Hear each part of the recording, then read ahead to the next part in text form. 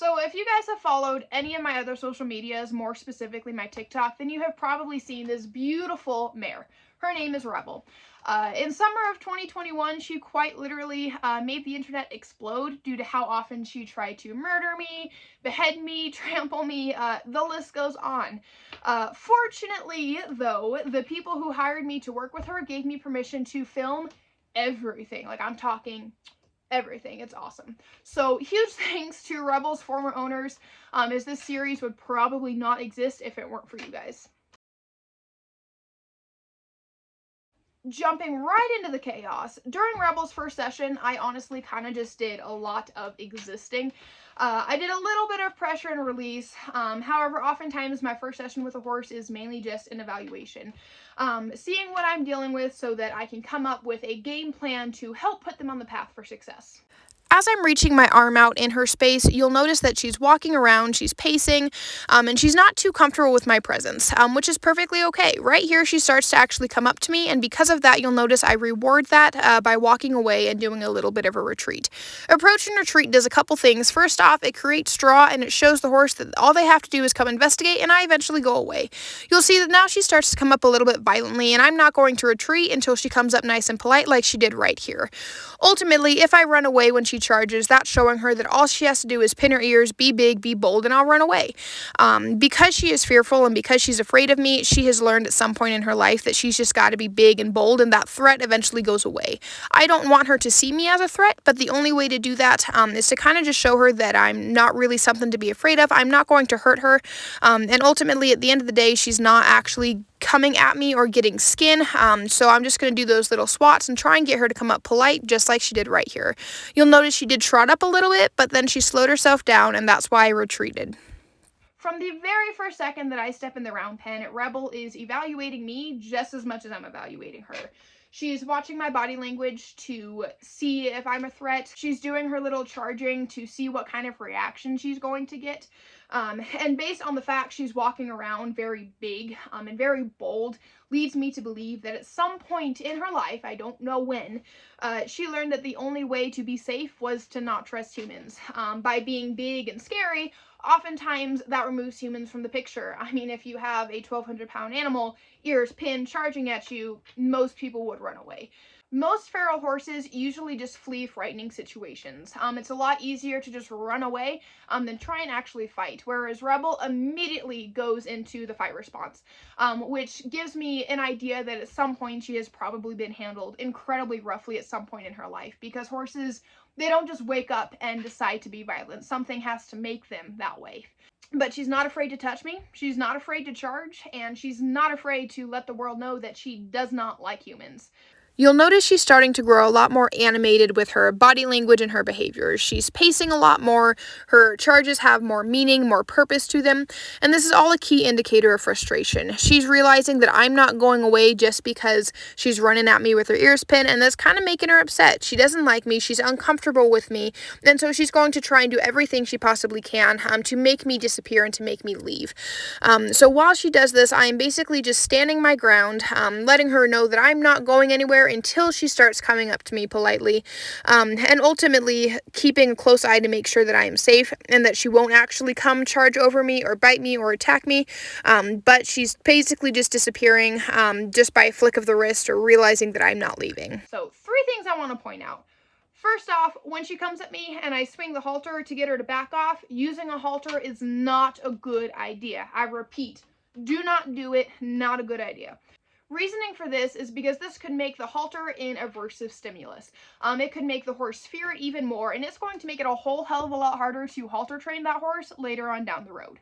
The reason I was using a halter is because I was unprepared. I did not exactly know the extent of the situation I was walking into, and I only had the halter available, and so we just made it work.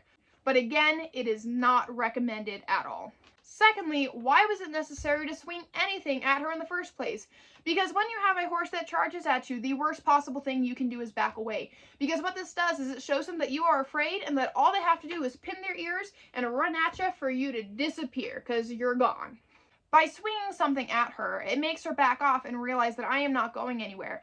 And on top of that, I'd rather swing a rope or other item at her. I don't want to hit her with it, but I'd rather swing an item at her because if she were to bite, I would rather her bite a rope or something else than me. And finally, traditional methods would tell me to run her in circles, make her break into a sweat, beat the shit out of her, the list goes on. However, she is not being aggressive to be aggressive. She's being aggressive because she's afraid. Aggression doesn't just pop up. A horse doesn't just wake up and decide, I'm going to kill people today. It doesn't work that way. She is afraid. And at some point in life, she learned that being aggressive made that threat go away. So she's not being aggressive because she's being aggressive. She's being aggressive because she's afraid. Running her in endless circles isn't going to cure her fear. It's just going to make her even more afraid. She's going to resent me even more than she already does, and we're both just going to end up exhausted. I'm trying to gain her trust and show her that she does not need to defend herself. That takes patience, not circles. After that first session, I was a lot more prepared and had a better idea of what I was walking into and just how challenging the situation would be. At this point, I realized she would certainly challenge my skills as an equine professional and would be a long-term rehabilitation. You'll notice this session is beginning just about exactly where we left off last time. She's still coming at me rather violently. She's still trying to see what she can do to make me go away, and I still am trying to stand my ground. You'll also notice that I have a lariat with me this time, and this is so that she can start getting used to its presence and used to what it is as we are going to rope her. Repetition and consistency are two very important things in her training right now. Repetition is basically just me repeating the exact same thing over and over until she starts to understand that I'm not a threat. Over time, she's going to learn that we're doing the exact same thing, and we'll get used to it. Consistency is going to show her that no matter what she does, I'm still going to ask for the same things, and I'm still going to respond in the same manner. There are three types of trainers when it comes to working with feral horses. You've got the ones who rope the horse with no preparation at all. Do not recommend. The ones who prepare the horse before roping them, and the ones who don't use ropes. I'm a trainer that tends to go back and forth between the second two depending on the horse that I'm working with. Some horses are very gullible. They come around faster than others. They're a lot more trusting. And you may not necessarily need a lariat or a rope or whatever you want to call it. Because Rebel is not an easily trusting horse and struggles with aggression, using a lariat and roping her is one way that we can start to speed the process up a little bit. Some ways that you can prepare a horse to be roped are swinging it around so they get used to the sound, throwing it at them or letting it touch them so they get used to the feel and are kind of prepared for that, and ultimately just making it available and making it there so they can see it and experience it. Once there is something physically connecting you and that horse, you have to make damn sure that you will both be safe and that you will have the confidence to be able to remove that rope. Unfortunately, due to technical difficulties, we did not get the roping process on camera. However, we do have other videos and other series within our academy that outline it for you guys. Now that Rebel has been roped, you'll notice that I'm doing some pressure and release with the halter. I'm holding it up to her nose. If she looks at it, if she sniffs it, if she even just acknowledges it, I'm going to remove it and release that pressure. Oftentimes when a horse is confronted with something new that makes them feel uncomfortable or brings out different emotions in them, they try to avoid it. They might try and run away. They might try and turn their head away. You'll notice Rebel is kind of just standing here. She's very confident. She's like, what are we doing? She's not trying to charge, and ultimately I really like that about her. Another thing that you'll notice is as I go up to her, I start just by putting the halter on her nose, and then I start putting it on her cheek, and then I kind of just work up to it, right? I'm breaking it down so that she's comfortable with each and every step and isn't caught by surprise if I randomly put it over her neck. Breaking things down is a crucial part of working with horses. If your horse doesn't understand something or is uncomfortable with something, it is your job to get them more comfortable with it before moving on to the next step. Oftentimes I run into a lot of horses who just have holes in their training, and oftentimes this is because whoever trained them or worked with them kind of pushed them too fast before they were ready. And ultimately, in the very beginning, if you break things down, if you make sure your horse is ready to move on to the next step, you're not going to have holes to fill in later on. You might spend weeks just breaking down something you see as simple and easy, meanwhile your horse sees it from an entirely different perspective. Something as simple as haltering can be rocket science to a horse. They need to be comfortable with the halter's presence, they need to be comfortable with it touching their nose, with it touching their cheek, and so on and so forth. The more you break things down for your horse, the deeper your connection will be in the long run, as you actually took the time to help them understand rather than force them to move on before they were ready. After a few sessions of gaining trust, working on polite approaches and not violent ones, and occasional head rubs, we finally got the halter on. As we begin the halter training process, I am using pressure and release just as I have in previous sessions. I'm pulling that lead rope. When she takes a step, I release the pressure. You'll also notice how I'm walking back and forth in front of her, right? So what this does is when I pull that lead rope off to the side, she is kind of thrown off balance and is forced to take a step. While this is not something we want to do long term, this is a process of capturing and shaping a behavior. So when she's thrown off balance, she has to take a step, the pressure is released, and she realizes, oh, when I take a step, all of that pressure goes away. That is capturing the behavior. Over time, we will start shaping that behavior into actually leading in front of me rather than having to go back and forth and throw her off balance in order to succeed. Always start small and reward the try. As with anything, there is always a starting point that you will build on later. In school, we started with 1 + 1 = 2. Over time, addition turned to subtraction, which turned to multiplication and then division, and the list goes on, right? With Rebel, I'm just starting to ask for a singular step.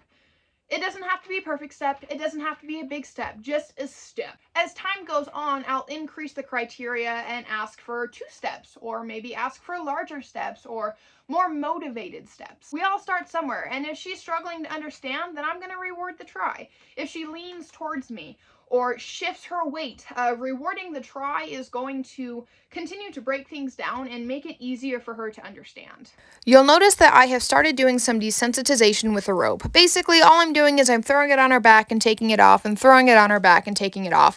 This is going to do a few things. First off, it's going to get her accustomed to my tools, how they sound, how they feel, and all that fun stuff.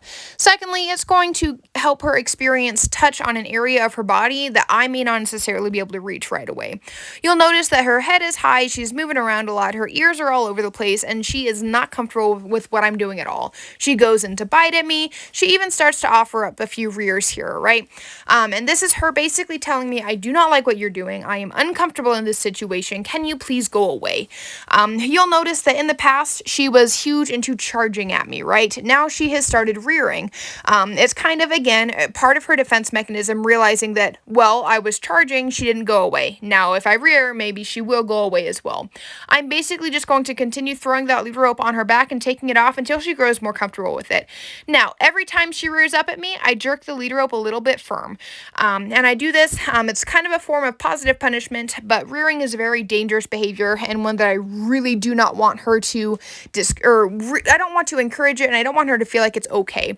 So by jerking that lead rope, she's uncomfortable with it, she doesn't like that, and she'll eventually start to associate when I rear up, the lead rope jerks. When I don't rear up, there is no commotion, nothing crazy, and everything stays nice, calm, and content. As time goes on, she is going to realize that that lead rope on her back is not a threat, that it is not going to hurt her. And in the meantime, I'm just going to continue to discourage her as she rears up, and reward her by taking that rope away when she stands politely and just showing her that, again, it is not a threat and it is not going to hurt her. As a kid, did your mom ever tell you no to something, and so then you went and asked your dad? Because you didn't get what you wanted, you tried a different approach in hopes of a more desirable outcome. Rebel is doing something very similar in this clip. She used to charge as a defense mechanism, but now that that threat, me, doesn't disappear when she charges, she's resulted to trying other things, like rearing. She's clearly not comfortable with a rope on her back, and if charging didn't get me to disappear the first time around, maybe rearing will. Surprise for her, it didn't. Before we close off this episode, there is a huge topic that I would like to address. So in the first few episodes of the Crazy Gray series, I use a lot of negative reinforcement. This is because when working with offsite clients, or clients as a whole, there are certain factors that require working with negative reinforcement instead of the preferred positive reinforcement. Usually, when working with negative reinforcement, you are more likely to get results in a more timely manner. With Rebel desperately needing her hose done, her owners running into some financial barriers, and only being able to work with her 3 times a week, negative reinforcement was more beneficial due to the circumstances. Had we started with just positive reinforcement, chances are we would have made little to no progress, as she needed more consistent work than we would have been able to provide. So while I am a huge believer in positive reinforcement, especially with horses like Rebel, we needed to put her needs first, which required us to put training preferences aside temporarily. However, fortunately for everyone involved, remember my spoiler alert at the beginning, we had the opportunity to completely restart her using just positive reinforcement. So if you would like to skip a few episodes ahead to watch how we handle some of these same behaviors and same tasks with positive reinforcement, you are more than welcome to do so. However, I encourage you to watch everything, as there's always something that you can learn. So to summarize this episode, we worked on not charging people, getting used to ropes, halter training, desensitizing, not rearing, and gaining trust.